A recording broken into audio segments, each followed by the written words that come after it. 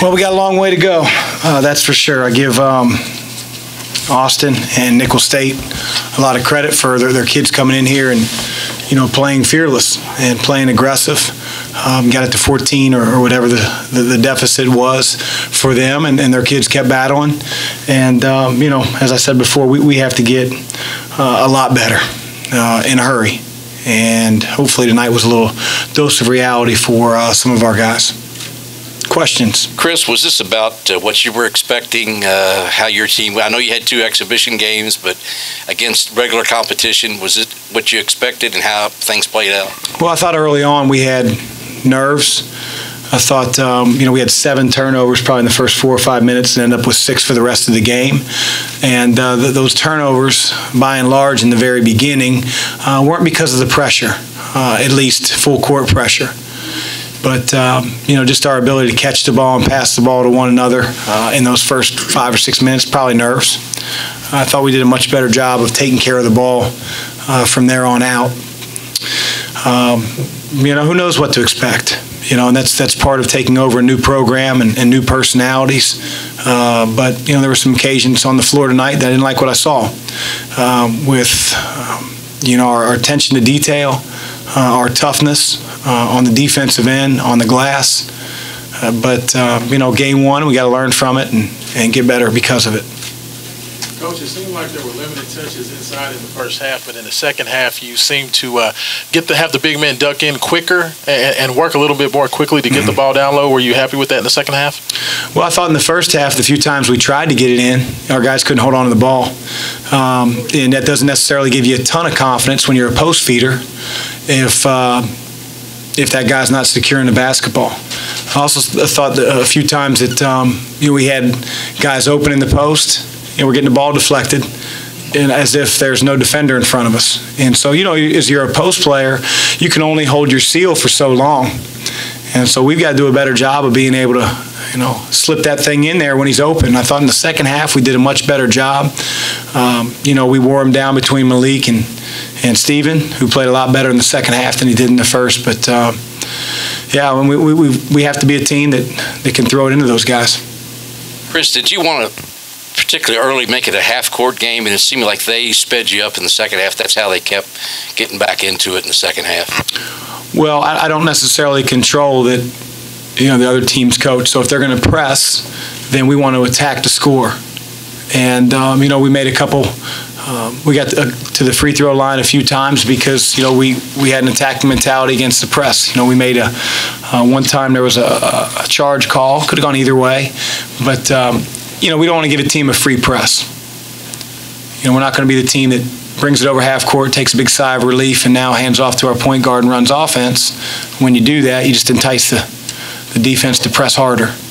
So we took what the defense gave us. Unfortunately, on the defensive end for us, we weren't near where we need to be. Raise your hand. We'll get a mic to you. Anyone?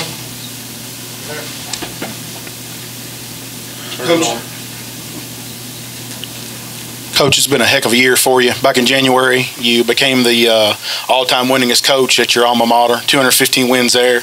Now you've got your first win here at Louisville. How does it feel? Not very good, I'll be honest with you. Doesn't feel very good.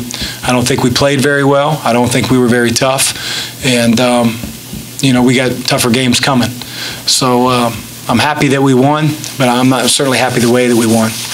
And, we got to figure it out. Coach, when Nicholls made that run, it seemed like you wanted to see your team kind of work through it. You didn't call any timeouts to kind of stem the tide. Is that just a philosophical thing for you? You're right. You're right. I didn't call a timeout. Armchair quarterbacks can call a timeout and you go back out on the floor and they can hit another 3. So I want our guys to figure it out. I want to learn about our team. And I felt like it wasn't needed at the time.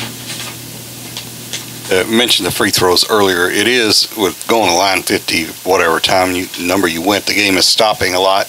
What's to be said, your guys did make a bunch of free throws. They took advantage of that. Hadn't always been the case here, but probably won the game just from that standpoint. Yeah, Eric, I thought in the second half we were much stronger with the ball against their pressure. I thought specifically Darius in the last couple minutes in a few of the traps.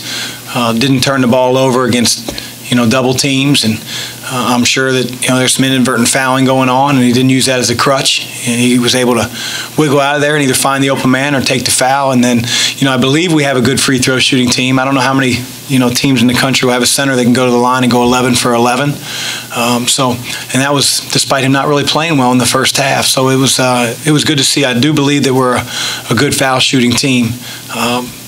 So hopefully that trend continues.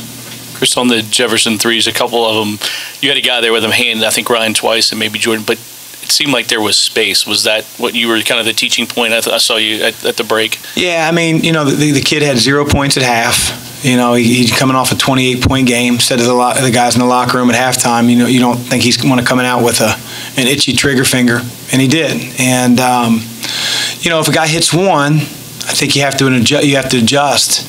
As a defender, if your hands are down when you close out and then you challenge the shot, it's really, for a good shooter, you're really not being challenged. It's really not a contested shot. It might look like it, and you can have that false hand up after he follows through, but a good shooter, if he has a clean look when he catches the ball, is going to feel good about the shot. And Ryan's hands both times were down. And if he's not the quickest guy in the world, that can't be an excuse. He has to have his hands up, especially when a guy is, pulling the trigger, time after time after time. Any other questions for Coach? Thank you. Thanks.